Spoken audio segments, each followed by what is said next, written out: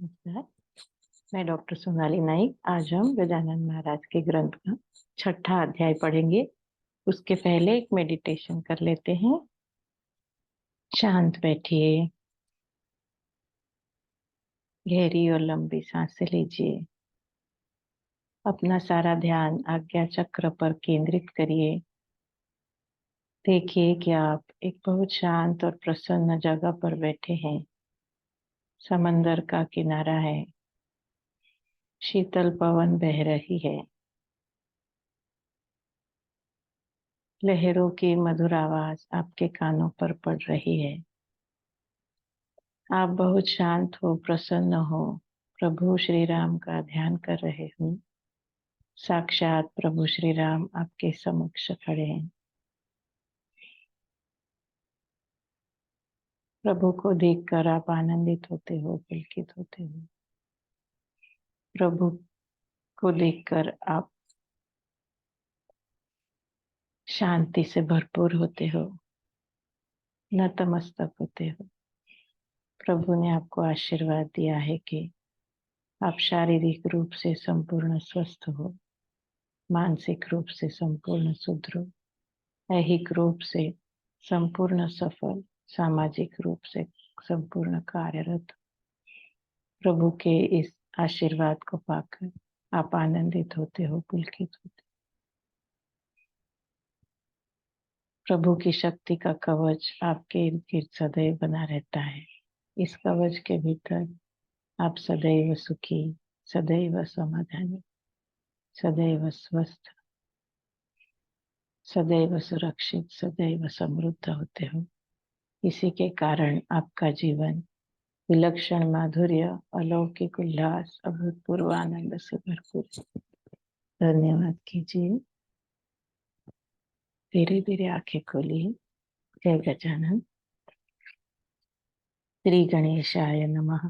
हे परम मंगल श्री हरि, हे हर, आपकी कृपा होने पर संतों का अनुभव है ऐसा, अशुभ सारे जाते दूर। इस संत वाक्य पर विश्वास रखकर मैं है श्रीनिवास आपके द्वार पर आया हूँ मंगल की लेकर आ। अगर विन्मुख लौटाओगे स्वयं ही दोषी कहलाओगे। संत वाक्य को कलंक लगा हुआ फिर पाओगे। अतः हे दया निधान, मेरा आप करना अभिमान, मुझ पर नाराज होना नहीं।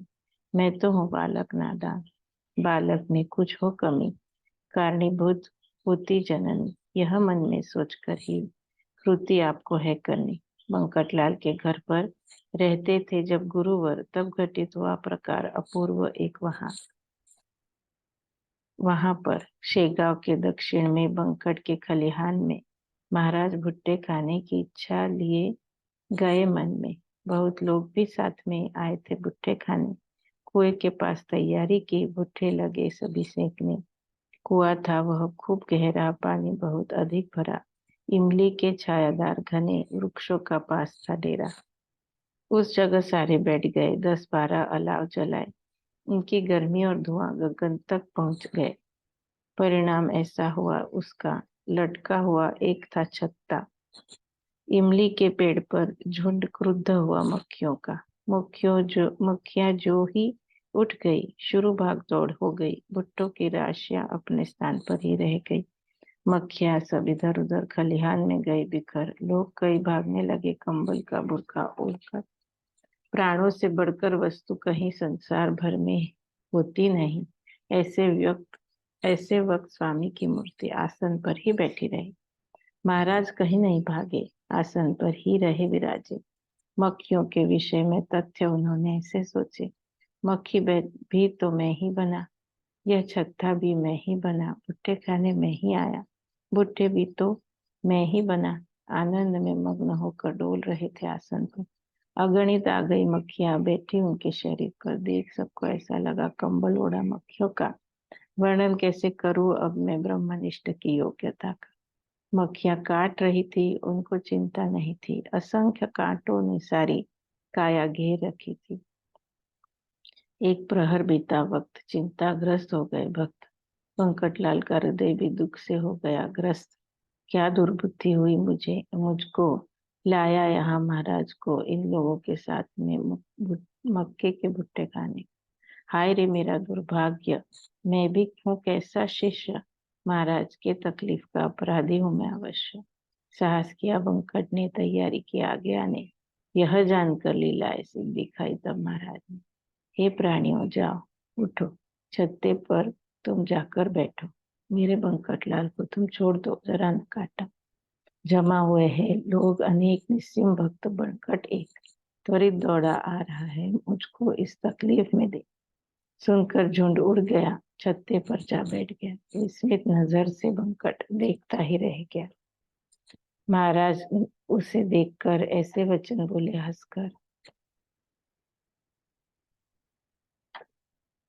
मक्खियों का सहभोजन खूब कराया यहाँ लाकर, कीट कितने वे जहरीले मेरे ऊपर बैठे रहे, तब सारे लड्डू भक्त मुझसे दूर भाग गए। जरा विचार करो इस पर, सर पर संकट आने पर मदद करने कोई ना आता, आते हैं बस एक ईश्वर। जलेबी पेड़े बर्फी खाते मक्खियां देख दौड़ जाते, ऐसी जिनकी वृत्ति है वे भक्त पूरे स्वार्थी होते। पंकटलाल ने इस पर ऐसा किया मधुरोत्तर, सुनार को बुलाऊं क्या, कांटों को खींचने ऊपर, महापापी में गुरुराज, तकलीफ थी कितनी आज, यहाँ आपको ले आया और मक्खियों का फैला राज। हे जग के तारणहार, उभर गई ग्रंथियां अपार, इलाज कुछ बताइए अब इसका करने को परिहार। सुनकर वचन बंकट का उत्तर था यह महाराज का, इसमें विशेष बात नहीं, स्वभाव ही है डसने उनका, मुझे कभी बाधा उसकी जरा भी नहीं हो सकती, क्योंकि जान गया हूं मैं सच्चिदानंद ही बने मक्खी, वे ही मक्खी बन गए, वे ही मुझ में समा गए। पानी ही पानी को सुन, दुख कभी न पहुंचाए। ब्रह्म ज्ञान सुन लिया बंकटलाल, मौन रहा। कांटे निकालने हेतु सुनारों को बुला लिया। सुनार आए, चिमटे लेकर ढूंढने लगे कांटे तन पर, जगह जगह जो फंस गए थे मक्खियों के काटने पर। महाराज ने कहा उन्हें, कांटे दिखेंगे न तुम्हें, व्यर्थ होंगे यत्न तुम्हारे, नयन देख न सकते इन्हें। कांटे निकालने चिमटे की आवश्यकता नहीं जरा भी, इस बात का प्रमाण दिखाता हूँ तुम्हें अभी। कहकर चमत्कार किया, वायु को अंदर रोक लिया, फंसे स्थान से बाहर, फिर हर एक कांटा निकल गया। चमत्कार देख लिया, मन प्रसन्न हो गया। जन समुदाय स्वामी का अधिकार समझ गए। बाद में भुट्टे सेंक लिए और सभी ने ग्रहण किए। सूर्यास्त के समय सारे अपने अपने घर गए। अस्तु। अन्य एक प्रसंग में महाराज आए गए आकोट में, उनके जो बंधु थे उन नरसिंह जी से मिलने। यह कोतशा अली का शिष्य मराठा जाति का भक्ति बल से बन गया था कंठमणि श्री विठल का। उन नरसिंह जी का चरित्र कहता है भक्त लीलामृत, यहाँ जरूरत नहीं उसके वर्णन की थम्बुत। शेगांव में थोड़ी दूर पर अकोट नाम का एक नगर ईशान्य दिशा में बसा है। 18 कोस पर मनोवेग का सजाया वारो बैठ गए उस पर सदगुरु श्री गजानन महाराज से पदनतु के कल्पतरु। आकोट के सानिध्य में एक सघन अरण्य में नरसिंह जी रहते थे, नितांत एकांतवास में। पूरा निर्जन था अरण्य, महाभयंकर दारुण, नाना प्रकार के वृक्ष थे, निम्ब अश्वत्थ रातांजन, लताएं विविध जाति की वृक्षों को घेर लेती थी। असंख्य नाग और सर्पों ने बिलों में बस्ती कर ली थी। ऐसे उस वन में गहन नरसिंह जी करते विचरण, अतः सहसा उनसे मिलने जा पहुंचे श्री गजानन। समान तत्वों में मेल होता, पानी पानी से जा मिलता, विजातीय द्रव्यों में कभी आती नहीं समरसता। महाराज को देखा तो नरसिंह जी के मन को अपरिमित आनंद हुआ, कथन नहीं कर सकता उसको।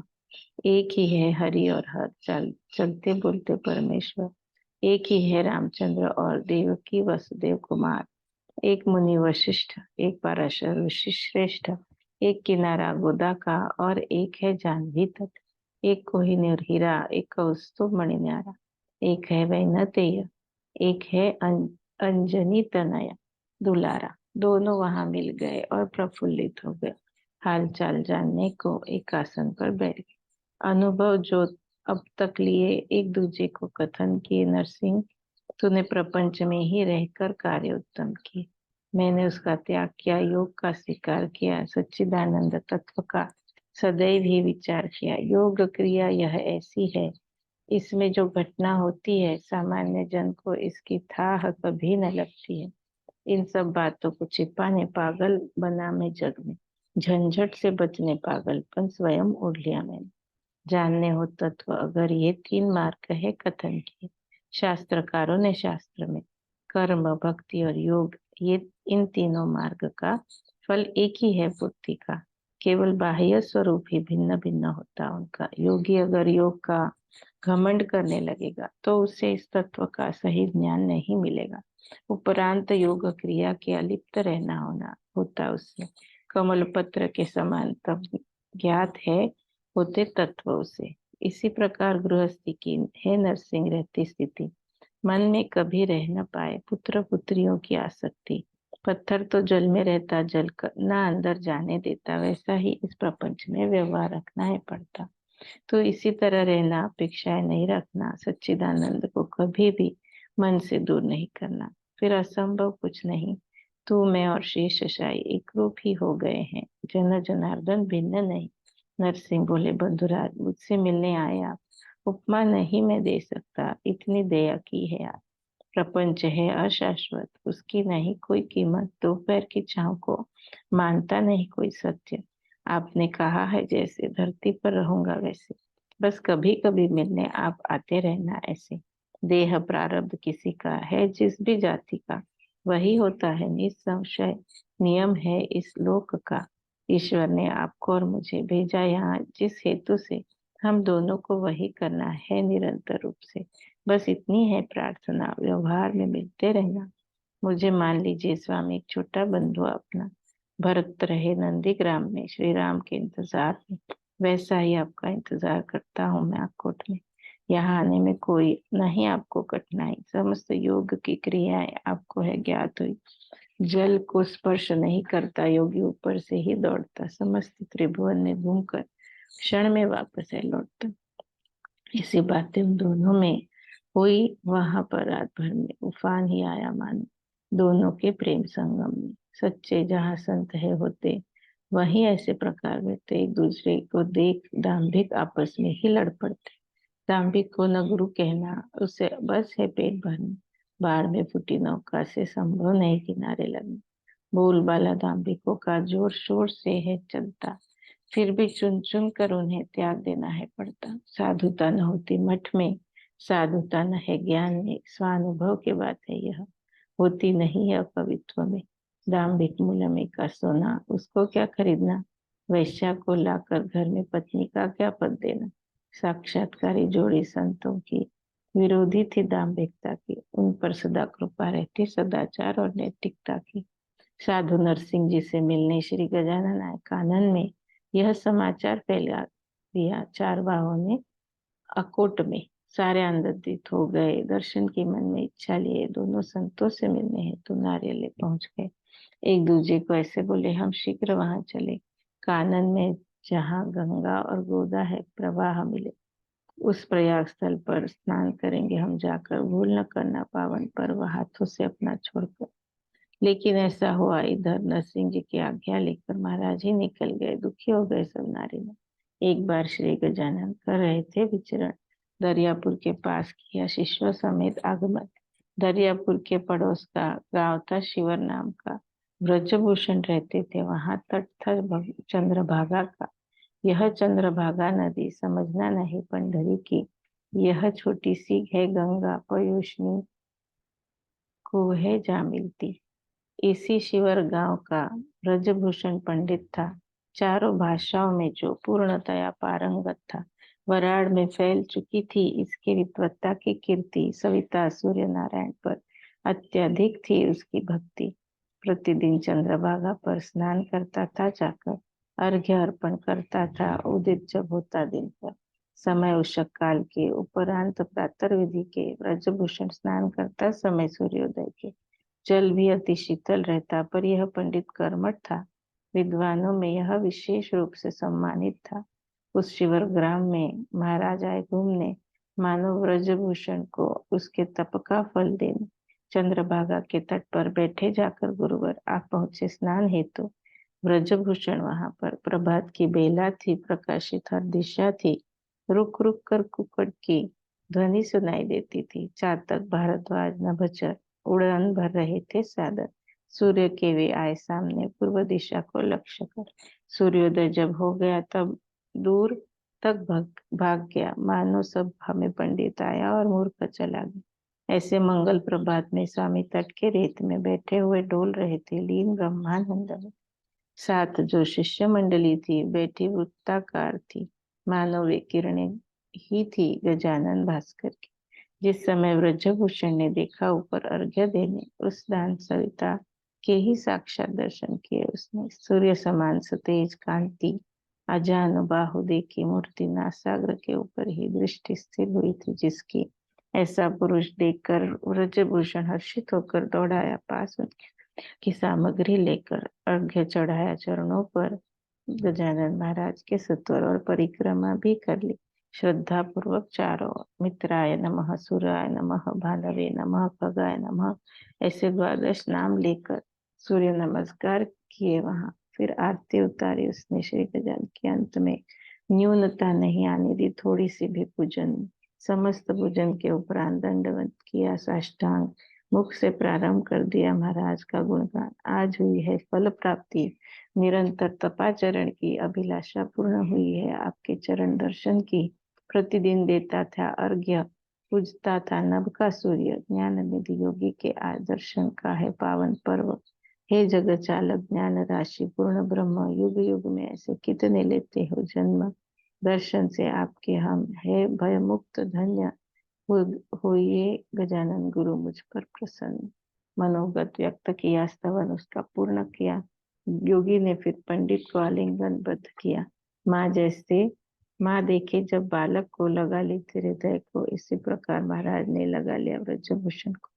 फिर उसके माथे पर रखा अपना व्रत कर आशीर्वाद दिया उसे। जय जयकार का निरंतर बोले, कर्म मार्ग छोड़ना नहीं, विधि को व्यर्थ मानना नहीं, लेकिन उसमें मन में कभी लुप्त तुम रहना नहीं। कर्म कर जो फल को त्यागता, उसे घनश्याम प्राप्त होता। कर्म करने का मल उसे कदापि नहीं लगता। अब तुम घर पर जाना, मेरे वचन याद रखना और प्रतिदिन ध्यान में मेरे दर्शन कर लेना। इस प्रकार उपदेश किया, श्रीफल का प्रसाद भी दिया। ब्रजभूषण को स्वामी ने फिर शेगांव को प्रस्थान किया। पूर्व काल में यह शेगांव कहलाता था शिवगांव, अपभ्रंश शिवगांव का बाद में हो गया श्रीगांव। वहां वराड़ प्रांत में यही नाम में है प्रचलन में। 17 पाटिल रहते थे इस एक ही ग्राम में। महाराज शेगांव चले आए, लेकिन स्थिर नहीं रहे। जब जहां मन में आए सदैव घूमते ही रहे। मलकापुर, आकोट, अकोली, कहाँ तक लिखूं नामावली। नभ के सितारों की गिनती कभी किसी से ने कर ली। ज्येष्ठ आषाढ़ मास गया, श्रावण का आगमन हुआ और हनुमान जी के मंदिर में उत्सव का प्रारंभ हुआ। मंदिर यह मारुति का शेगांव में भव्य था। वहां का हर एक पाटिल मारुति का भक्त था। रस्सी के घास के गट्ठर पर वैसी पाटिल के गांव पर पकड़ रहती, सब लोगों का विश्वास रहता है उस पर। उत्सव चलता महीना भर, अभिषेक पोथी कीर्तन गजल, सारे लोग तृप्त होते, अन्नदान का रहता जोर। इस उत्सव का नेता खंडूजी पाटिल था। गांव का कारोबार देखता, मन से बहुत उदार था। करना यह पाटिल का कर्म, मतलब ओढ़ना व्याघ्र चर्म। यह ओढ़ता, उससे डरना लोगों को का होता स्वभाव। अमीर जो न कर सकता, गांव पूरा कर दिखाता। मराठी इस कहावत में भरी हुई है सार्थकता। मारुति मंदिर के पास पहुंचे गजानन महाराज। उत्सव श्री का देख आया था जब श्रावण मास। बंकटलाल को कहा उन्होंने, रहूंगा अब इस मंदिर में, दिन रात यही निवास करूंगा, बुरा न मानना कुछ। गोसावी और फकीर ने प्रपंचिकों के घर में रहना ठीक नहीं होता। कभी कायम स्वरूप में परमहंस सन्यासी में रहना चाहता मंदिर में। तेरे बुलाने पर अवश्य आ जाऊंगा तेरे घर में। मेरे मन की यह गुह्य बात पंकज तुझे बताई आज। स्वामी शंकराचार्य भी घूमते ही रहे दिन रात। गोसावी, मच्छिंद्र, जालंधर ये भी रहे निरंतर वन में वृक्षों के तले, छोड़ प्रापंचिक का घर। छत्रपति राजा शिवाजी प्राणों की लगाकर बाजी, यवनों पर भारी पड़ा, हिंदुत्व की लाज राखी। उस शिव छत्रपति का श्री रामदास पर प्रेम था, लेकिन सज्जनगढ़ पर ही समर्थ का निवास था। इस बात पर विचार करना, जरा सी भी जिद न करना। इसमें कल्याण है तुम्हारा, मेरे वचन का मान रखना। अंत में किसी प्रकार बंकटलाल साहूकार महाराज की बात मानने हुआ दुखी मन से तैयार। मंदिर में आए देख समर्थ हो गए भक्तों का हर्ष। भास्कर पाटिल वहीं रहा महाराज के सेवार्थ। यह दासगणों विरचित श्री गजानन विजय ग्रंथ संत चरणों की सेवा का मुमुक्षु को दिखाए पंथ। शुभम भवतु। श्री हरिहरार्पणमस्तु। इति श्री गजानन विजय ग्रंथस्य षष्ठोऽध्याय समाप्तः।